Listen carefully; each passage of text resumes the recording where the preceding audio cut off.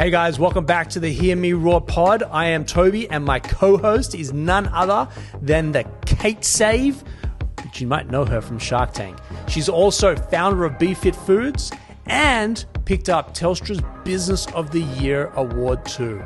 Kate? Well, Tobi, you've got a super impressive CV, 25 years in global commercialisation experience, and you founded Creative Cubes, Australia's leading co-working space and real estate business. All right, let's get on with the pod.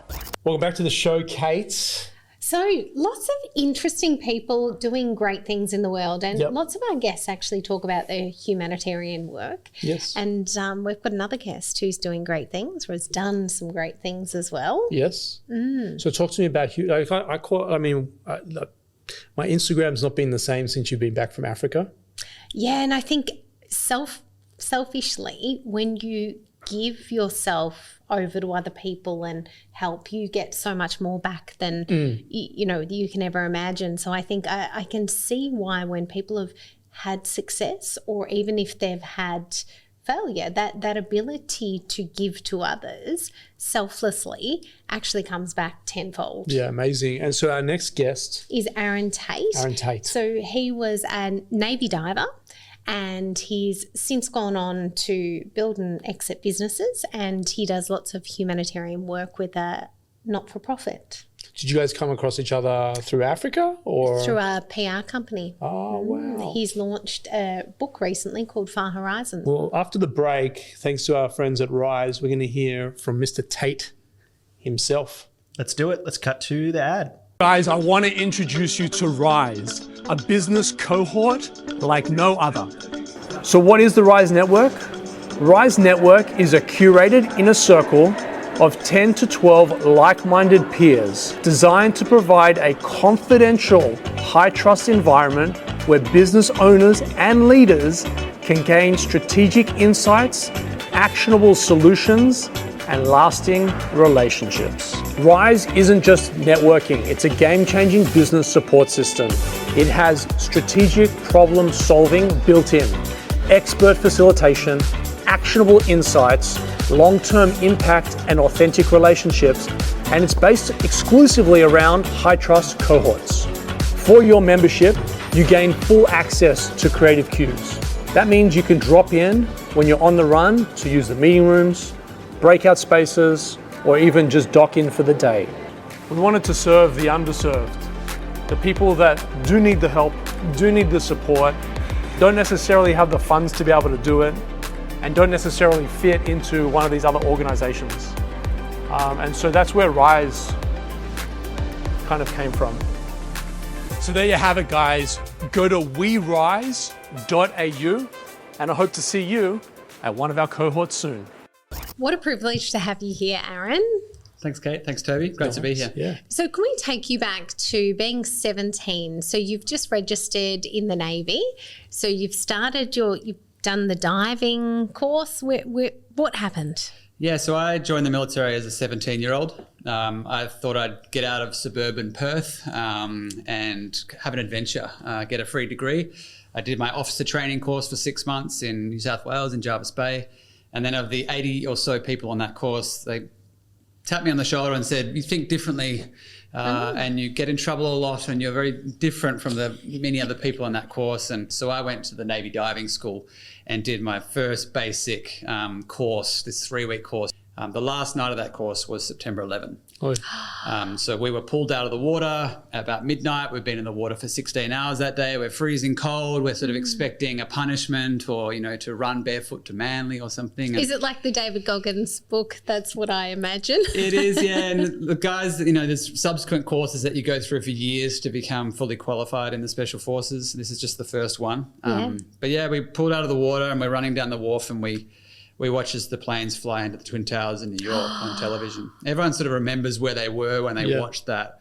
I just happened to be on this course and I thought, I'm 17, I'm too young, I'm too inexperienced, they won't send me. But I had a text message the next morning saying that I was deploying to the Persian Gulf. Wow. Your parents, whoa, what news for them? What? So hold on a second, because I'm the layman here, right? there's planes flying into buildings in New York, and you're off to the Persian Gulf. What's the correlation here? It's an interesting question, Tobi, because the medals that I was given for the missions that I did say Afghanistan. They don't say Iraq. But last time I checked, there's not much water around Afghanistan. Yeah. I was in the Navy. So ground troops were sent to Afghanistan to find Al-Qaeda and to find Osama bin Laden. And naval maritime forces were sent up to the Persian Gulf to basically enforce a siege on Iraq. So to shut down anything coming in or out of Iraq. Got it. So defense. Basically get them ready for a land invasion. Yeah, wow. Yeah. So Sim and I went to Gippsland a couple of weeks ago. We stayed in this amazing bubble tent. I'll send you a link. It's quite amazing. And there's nothing to do there. Literally nothing to do. And she took me there for my birthday. And so she bought a laptop just in case something had to. And we watched the Netflix series Finding Osama. Okay. It was me and her were perched up on this hill in this bubble. Literally this bubble. It had a 2 doors that you had to go into, and both doors couldn't be open. And we're sitting up there. There's nothing around us, just wildlife and this. And we're watching Finding Osama bin Laden. And that was just a Netflix series. That wasn't actually like literally deployed to where you were going. So my job was I was part of a very small team of 14 guys. At night, we would aggressively take ships coming out of Iraq with oil. And you're 17. I was 18 by the time I get into the area of operations. The UN rights of the child say you can't have a 17-year-old in a war zone. Australia's signed up to that, but I turned 18 the way up. Yeah. Wow. They made me a muffin with a candle in it for my 18th birthday. Gosh. What about your parents? That was my question before. Like, you had to obviously call them and tell them, or because you're a minor, did they call your parents? I was told, they didn't ask my age, actually, when I got to the ship. Yeah. I was told that I needed to have a will. So if I died up there, that my guitar and my cricket bat would go to someone. And the $17 in your bank account. Yeah, I get it. I just bought a mobile phone, my first ever. I told my parents I was deploying. They didn't know much more than that. I always played it down for my parents. I said, big ship, 230 guys, and I'm junior, don't worry, I'm fine. They didn't know I was doing this frontline stuff. Mum, I was in Perth last night for the book launch there, and Mum told me for the first time that she just burst into tears one day. She's a school teacher. And someone's like, what's going on? And she's like, my son's off to war. I see 17-year-olds these days and think, wow, that is young. No life experience these days. Honestly, dude, wow. He's saying it with a smile on his face as well. Like, yeah. So what happened? This is like serious stuff. I'm smiling because I've healed. Oh, Plenty of guys. I'm so happy for you. Plenty of guys don't. Yeah. There's a lot going through my head. I don't want to trigger you for anything, but man, I'm sure you've seen some horrible things. Well, I'm completely healed. Good. And part of that was this. How old are you now, by the way? I'm 42 years old. Okay. I'm the father of 2 boys. But a few reasons why I can say with confidence that I'm healed.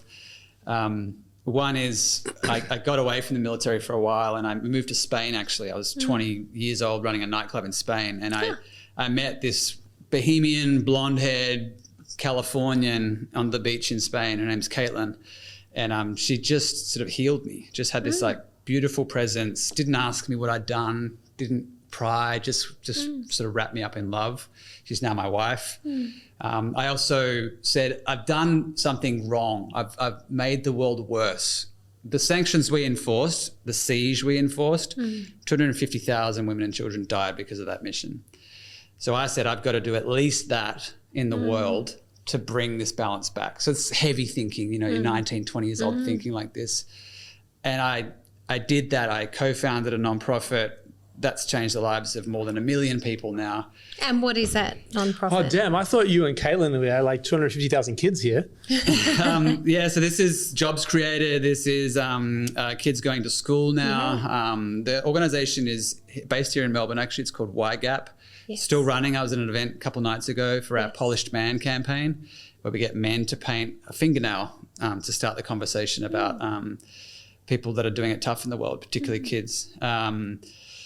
But that organization is run for, more than a decade, is doing great impact. And we invest in entrepreneurs in some of the most challenging places on earth. And that last layer of healing, in my mid-20s, Caitlin and I moved to an East African slum. We lived in a slum for a year. We had malaria 5 times. We had death threats and curses from witch doctors. And I lost 10 kilos of weight, and so did Caitlin. And we lived in the slum like everyone else did, and we were running a high school for street kids. And at the end of this year that we were in this very challenging place, we were celebrating all these kids graduating and going to university. And one of them said to me in the last night, "Aaron, you're forgiven." And I said, "What do you mean?" And he said, "You know exactly what I mean." Oh, wow. So it's like this street kid in Tanzania saw into my soul and just went, that's what he needs to hear. Wow. So that's why I'm okay. Those elements. Dude, you're more than okay. I mean, you have to feel it within to make you feel that way. But yeah, like the way you've rocked up here today and the way you present yourself is nothing short of amazing. We see a lot of I see a lot of people, and then they're nowhere near as put together as you, with such clarity. I can see it in your eyes. I can see it in your face. Like I think your purpose. I can see. You've got something there, right? Purpose led. Yeah, and I love seeing that in other people as well. There's like the shining eyes. Yes. Who's got the shining eyes? And you can look at a whole crowd and be like, that person has the shining eyes. They've got something. Well, just like your seniors recognize that you're different. Yeah. And I love seeing that in others and just saying, it's why we invest in these entrepreneurs. We're like, there's a genius level innovator in that township. Yep. And if we just give them some backing, like they could do amazing things. Totally. So that's a thrill for me, seeing those folks and just going like, let's get behind So where's it. home today? Where do you live? Byron Bay, Oh, dude. which is great. But saying that, we're about to pack up in a couple of weeks and travel around the world for a year. So we're amazing. So good. 2 boys, Finn and Atlas, 8 years old and 4 years old. We're doing carry on for the whole year. Oh, We just had July amazing. suitcases in here a little bit ago. We should have got in to sponsor you. yeah. But true. yeah, back to Africa with the boys and South America and Central America. My book is called Far Horizons. My father gave me that mantra when I was young to sort of see the world and go after it, and I want them to have that too. So we're off to go see the world with them. And Caitlin's a California girl? She is, so we'll be back in California. Whereabouts in Cali?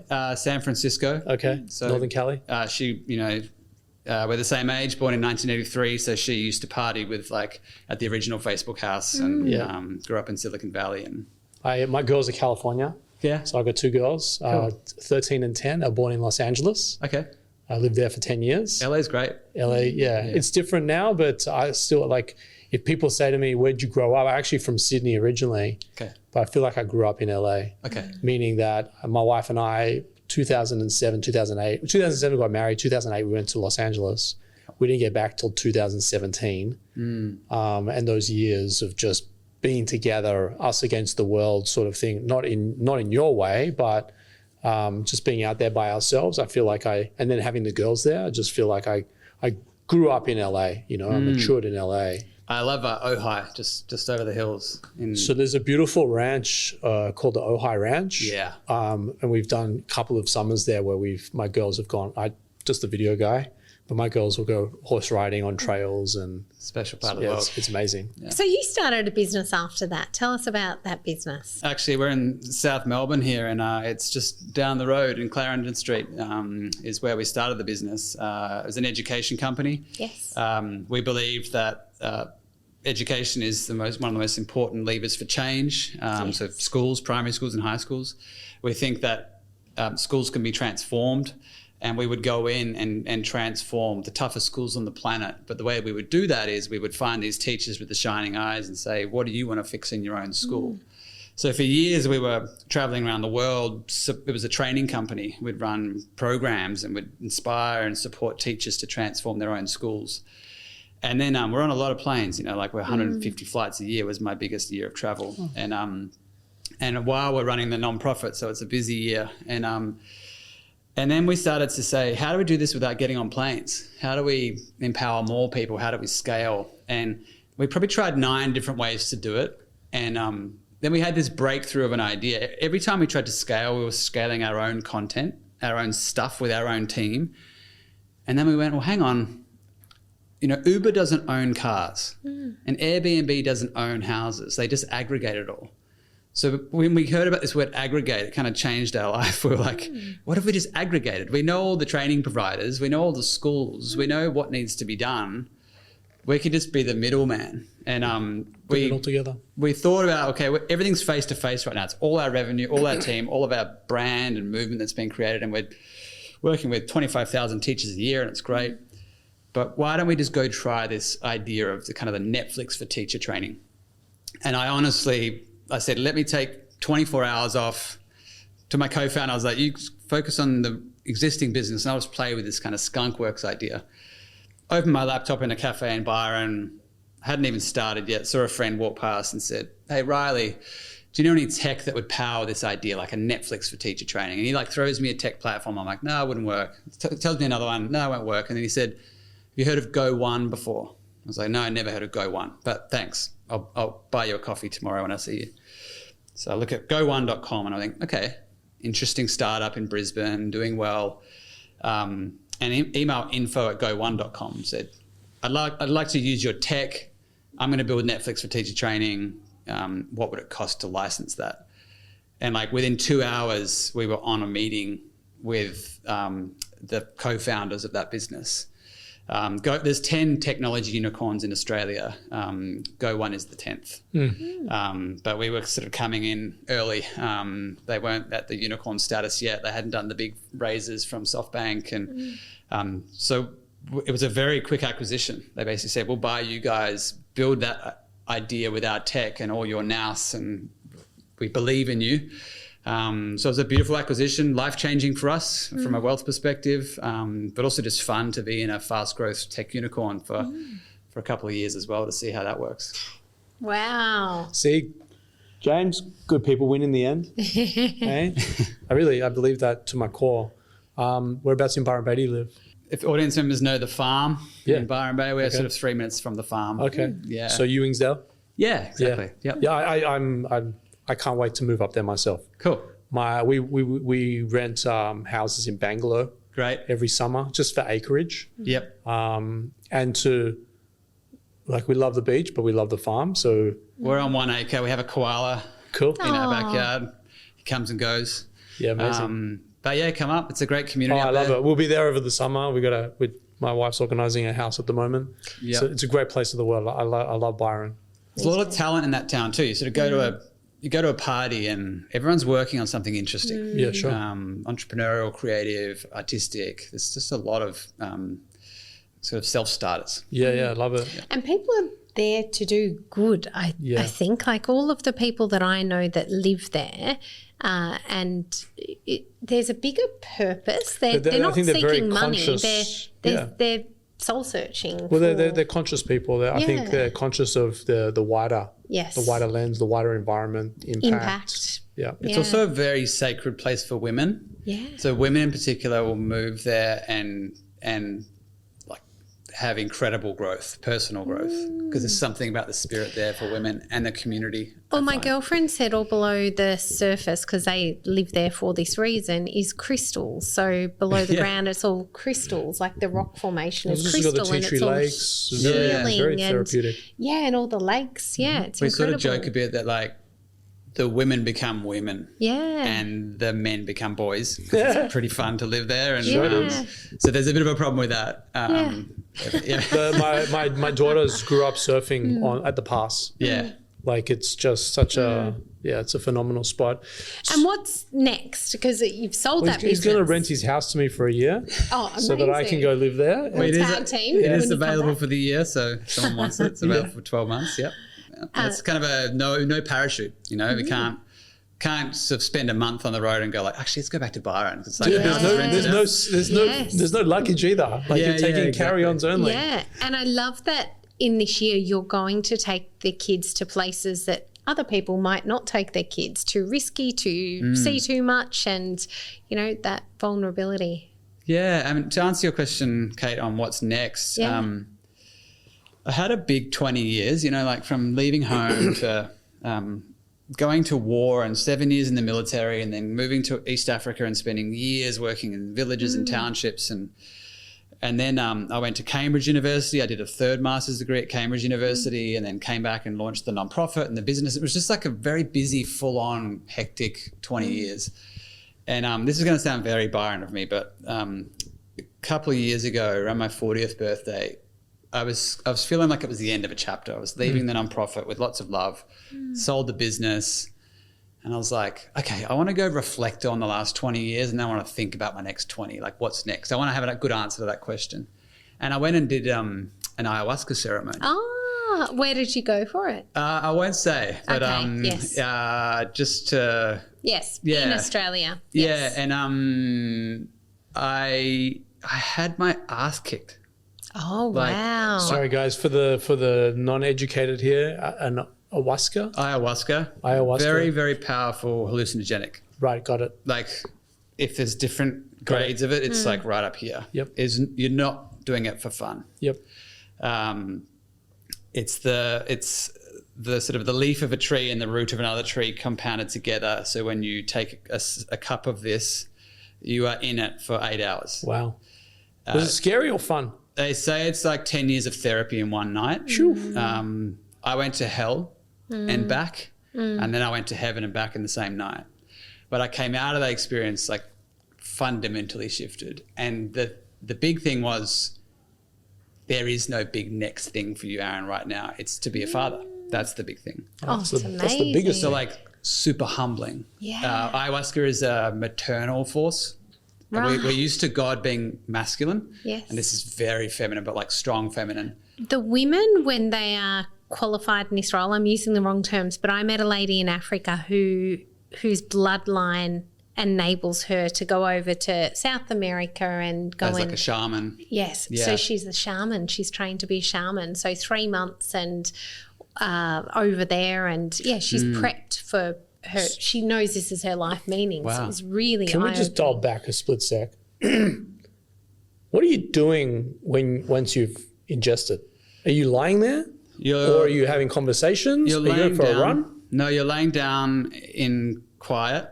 Yep. And you often close your eyes. You're usually doing it in community. So there's maybe 20 people laying down as well.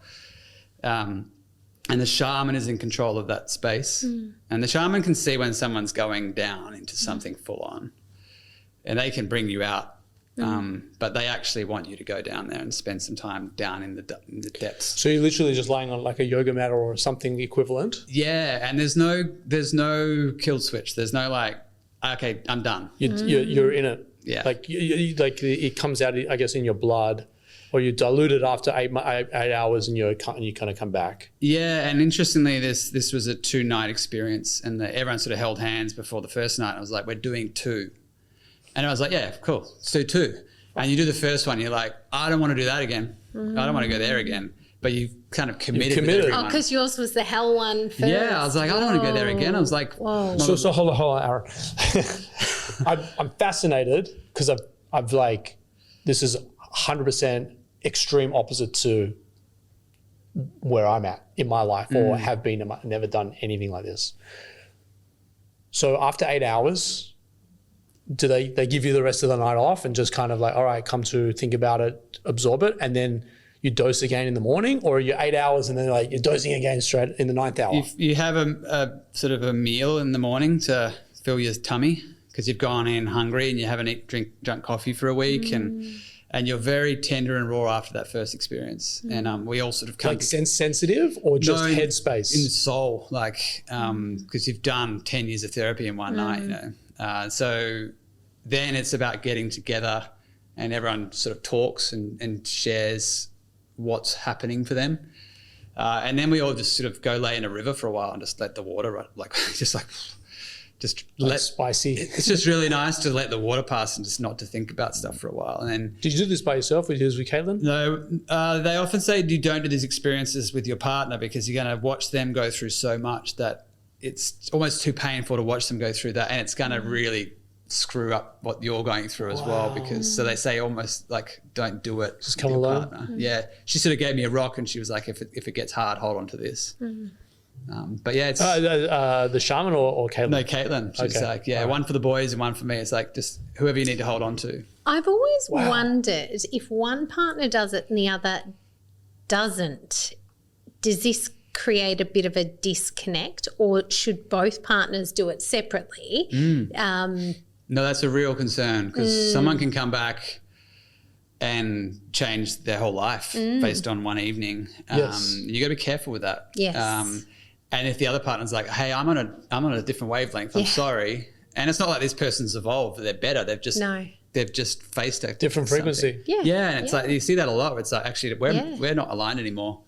So that's real. And Caitlin and I talked about that. I was like, "Are you cool if I do this?" And then I was in the midst of it. I was like, "Oh my god, Caitlin would hate this because it's like you have to let go." If they say if you resist, it will persist. So it's like, let's go here. You feel this sort of spiritual force. So let's go here, and you're like, no, let's not go there. And it's like, boom, we're going there. So, I'm so fascinated. I had kidney surgery and they put the mask on me and they go, you'll be out in 3 seconds. And I'm like, no, I'm going to fight it. No, I'm going to fight it. And like, I don't even think I made it to 3. I was going in 2. Is it like that? They say it's like what, falling backwards into the caramel waterfall, the general anesthetic. No, I sort of took a cup and I was like, oh, it's not working. And I'm seeing everyone around me like start to go through it. And I'm like, oh, mate, I got like maybe a batch that like You're resistant. Yeah, like I got a bad part of the pot or something. I got tiger blood. Yeah, I was like, why is it not working? And I was like, oh, can I have some more? And he gives me a second cup, this shaman. I'm like, let's do it. Like, come on. And I wasn't getting there. And I was like, why is everyone else getting this crazy experience all around me? And I went up to the shaman. I was like, give me one more. And he's like, no. Wait. Like, I just want you to hold for a little bit. We're cutting you off, buddy. And then I was in it. And it was just like, here we go. And so, I mean, if it's personal, like we can cut to the next segment, but like when you're in it, are you like, I mean, clearly you're hallucinating, right? Yep. Is it taking you back to childhood, war zone, this, and like, are you watching yourself in the third person while you're like lying there? Like what, like, can you describe the experience? I sort of won't even talk through what I went through because it's so... No, please don't. But full on. But yeah, I had to face something about my boys. Okay. Yeah. And like, I didn't want to. Sure. And the mother was like, no, we're doing that. And I was like, no, we're not. So I fought it for like 6 hours. And so she's like, let's just go to hell. Like, I'll take you to hell because you have to deal with that. I was like, no, I'm not dealing with that. So that was the fight. And then I sort of gave in. I was like, okay. But is it you against this other person or is it you watching like the story play out? Like, are you sitting there front row with your popcorn going, fuck, this is what it looks like? A bit of both. Really? Yeah. Wow. People talk about an ego death. People like experience their own deaths in these moments. And it's not like, oh, that's what it would feel like to die. It's like, no, you feel it, like every part of it. Wow. And you come out of it, like people have to kind of rebuild from that. There's a word called integration, which is like, how do you integrate this into your life? Yeah. And this should only be done with highly trained practitioners. Australia's at the forefront of all this for using psychedelics for mental health support. There's so much science.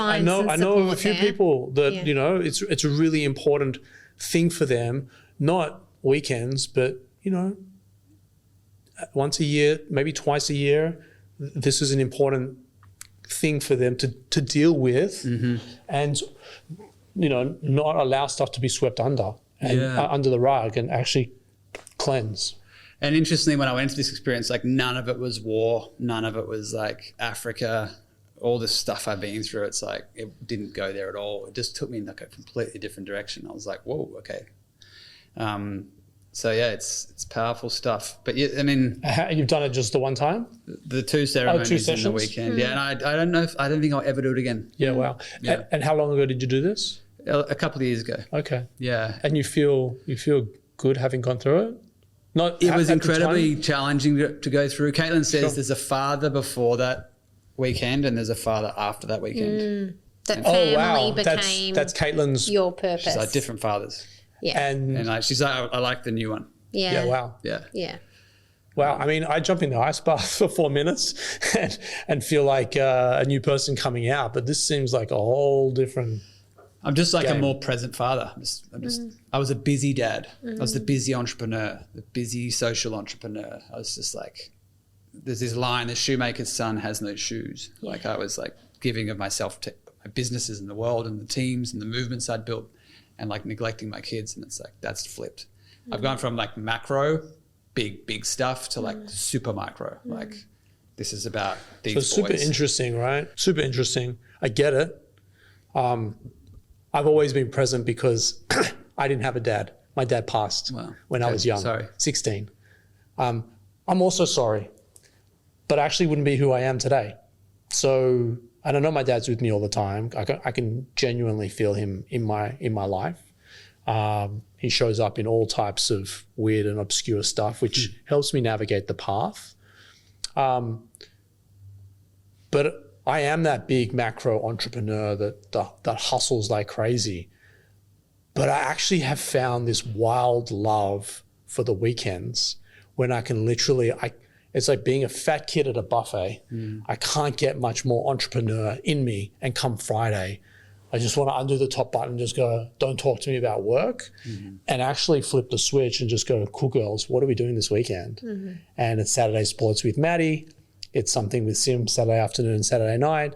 It's Sunday sports with Harper, and somewhere along that journey there's a basketball, there's a Phoenix game or something to that effect. And I also don't look at my emails until I physically walk into this building, or not this building, but a Creative Cubes building. So in the morning, I get up at 4 a.m. I don't look at my emails until 8:30, until I'm physically in the building. It's a very rare occasion that I'll open my email.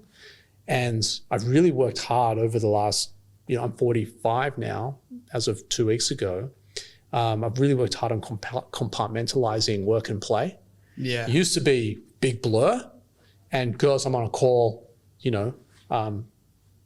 actually, I always said that to Sim, on a call, but now with the girls, I'm like, the call can wait. And there's times like Harper and I had to pick up Harper yesterday from school at 3:30, and I had a 4 o'clock catch up with my chairman. And I was like, hey, she goes, got it, Dad, do your thing. I'll be ready for you in 45 minutes. We'll go to wherever, I think she had to go to dance, right? But the compartmentalization, it's so refreshing for me. I used to be work when it was just me and Sim and the dogs. And now it's sort of like work can wait, kids and presents. And I used to hate the weekends as an entrepreneur. And I'm sure you can relate to this. So like it's sort of like everything stops and I just want to keep executing. But now the weekends actually, I reboot and get to start the other passion and pride, which is the family, right? One of our favorite places in the world is the island of Sifnos in Greece. It's no airport. It's unbelievable. And we were there for a month last year and was like sitting on a rock with my 7-year-old son, and we're just chatting.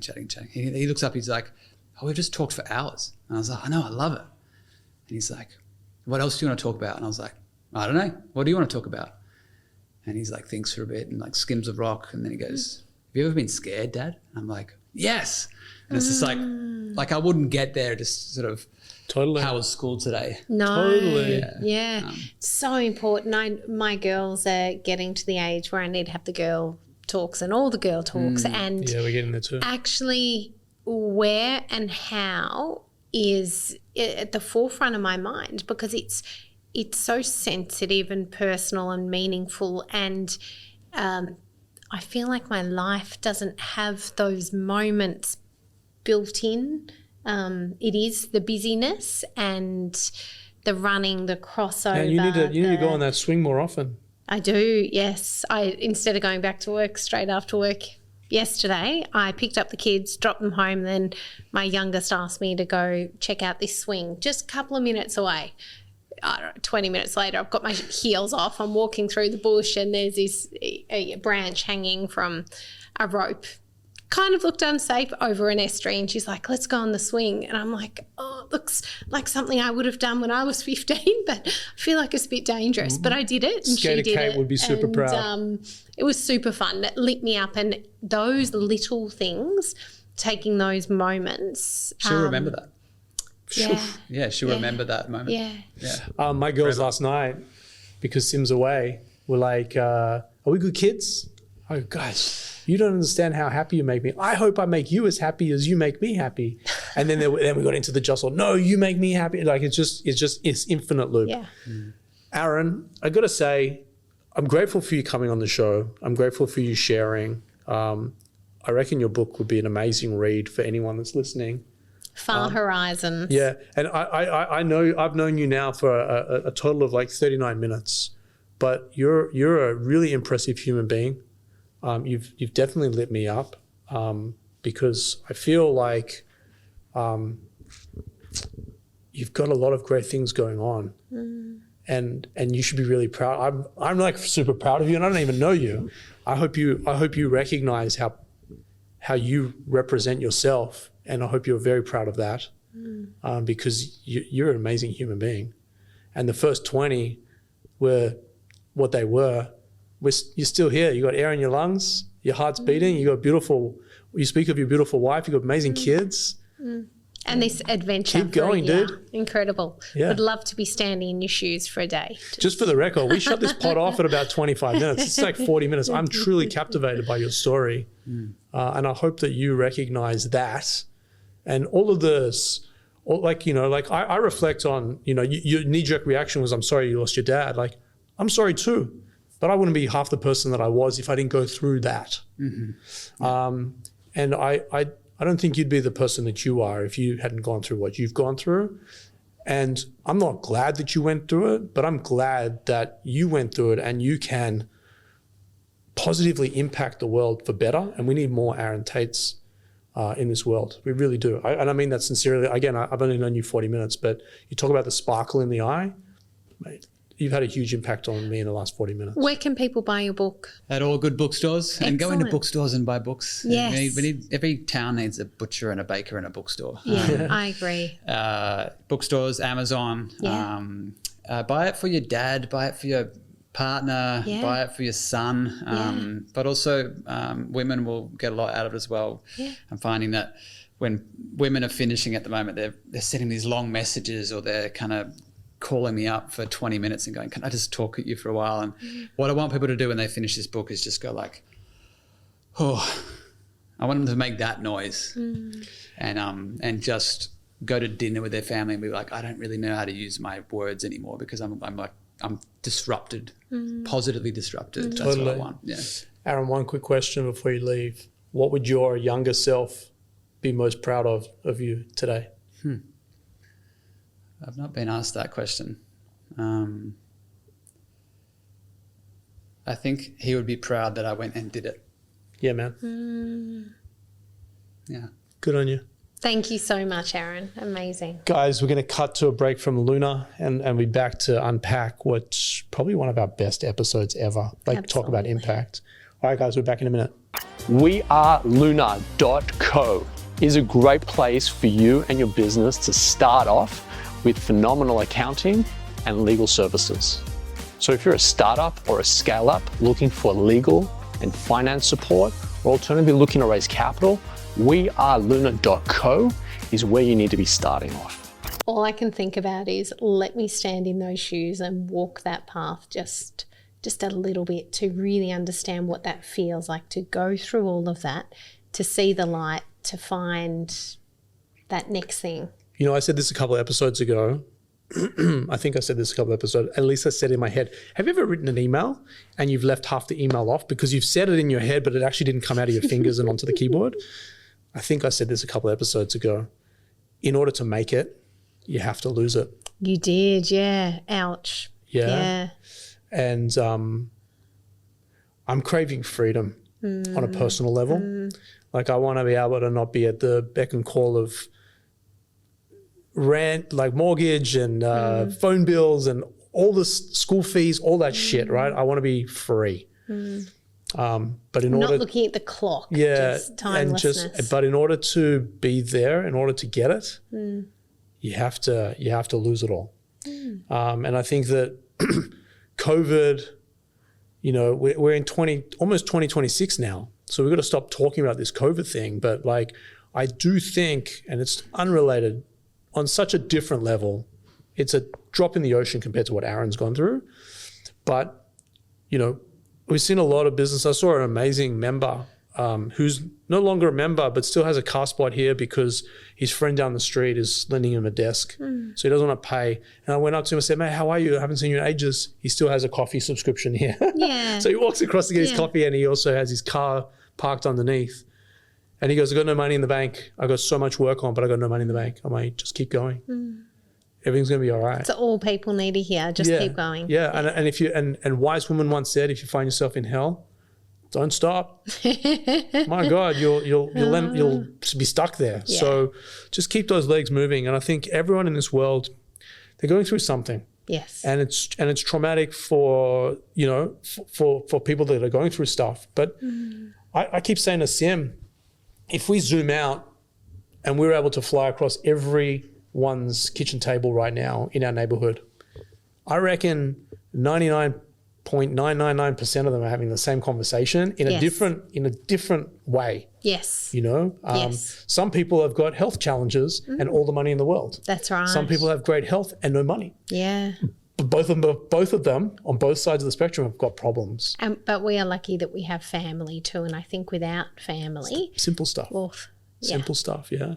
From great defense comes great offense. Yeah. Family is the defensive stop. But yeah, man, I'm in awe of Aaron. Got to get Aaron's book, Far Horizons. Yeah, it's going to be in the show notes, guys. Yeah. We'll link that. James, what are you thinking, man? Man, that was probably one of the most profound episodes that we've had so far. I mean, we get to talk to so many interesting people, but like Aaron's life experience, he's seen stuff that like very few people have seen. And yeah, I think you guys called it out as well. Like to see someone like that who's really light and like happy to talk to is like, how does this add up? How can you go through all that? And I think you're much the same, by the way. Yeah. When I first met you, and a lot of your story is tied to a dark past. Yeah. And you're breathing such amazing life into all the things that you're doing in a very weird but wonderful way on very different levels and very different extremes. If I took the core ingredients out, you guys are kind of the same. Yeah. Do you know what I'm saying? Definitely something positive in all these stories. I mean, you're a breath of fresh air when you walk into this studio, and Aaron, likewise. So anyway, guys, that was amazing. Go get his book. I'll link it all in the show notes. An amazing, amazing episode. Thanks, Kate. Thanks, James. Pleasure.